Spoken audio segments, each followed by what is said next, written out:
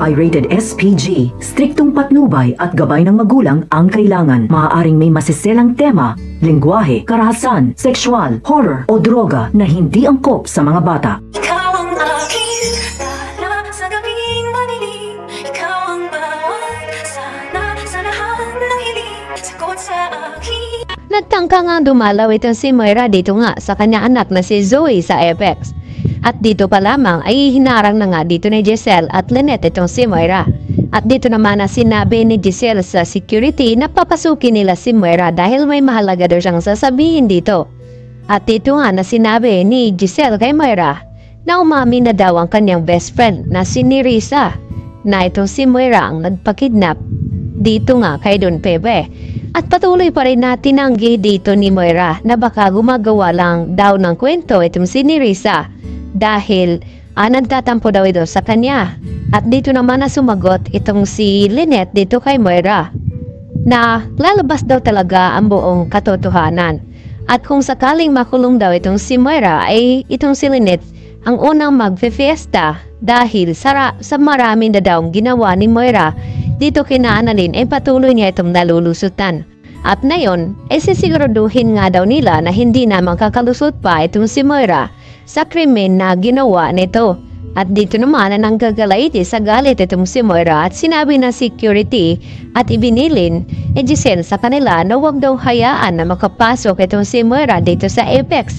Baka kung ano daw ang gawin dito kay Don Pepe. At dito naman na kinaladkad si Moira palabas ng Apex Hospital. Samantala, nagharap-harap na nga sila sa presinto itong si RJ at itong si Nerissa. At dito nga napatunayan ng attorney ni Nerissa na hindi naman daw totoo ang mga sinasabi dito ni Nerissa dahil hindi nakapirma siya nito. At dito naman na tila na walang bisa itong mga sinabi dito ni Nerissa at na-disappointed naman itong si Giselle at ganoon din itong si RJ. Subalit pilit pa rin na pinapaamin at kinausap ni RJ itong si Nerissa na huwag daw pagtakpan ito dahil sa masamang tao nga ito si Moira. At alam ni RJ na hindi naman daw masama itong si Nerissa at hindi kagaya kay Moira. Subalit hindi talaga nagsasalita itong si Nerissa tungkol sa kanyang mga nalaman dahil mas pinili ni Nerissa na protektahan ang kanilang pagiging magkaibigan dito ni Moira. At dito nga napatawag itong si Moira at nagkita silang dalawa.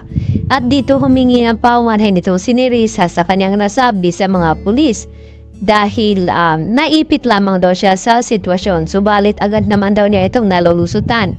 At ang malaki nga nilang problema itong si Dax dahil nahuli na nga ngayon ng mga pulis at hawak pa ito ni RJ at dito nga ni Giselle. At hindi naman sigurado itong si Moira na hindi ba daw siya dito isasabit dito ni Dax dahil hindi niya nga ito pinagbigyan ng pera nang ito'y humingi dahil sa kotse na kanyang nabangga kay Doc ay kay Eric. At dahil dito mapipilitan naman na aminin dito ni Dax at kung sino man ang kanyang mga kasabot sa nangyaring kidnapping dito nga kay Lolo Pepe. Kaya magkakalaman na ngayon dahil mabibisto na ay yung hapon nila RJ at Giselle at Lynette at Annalyn. Ito si Zoe ay kasabwat din pala sa nangyaring kidnapping kay Lolo Pepe at lalo na itong si Moira na dahil siya nga ang mastermind at binayaran nga siya.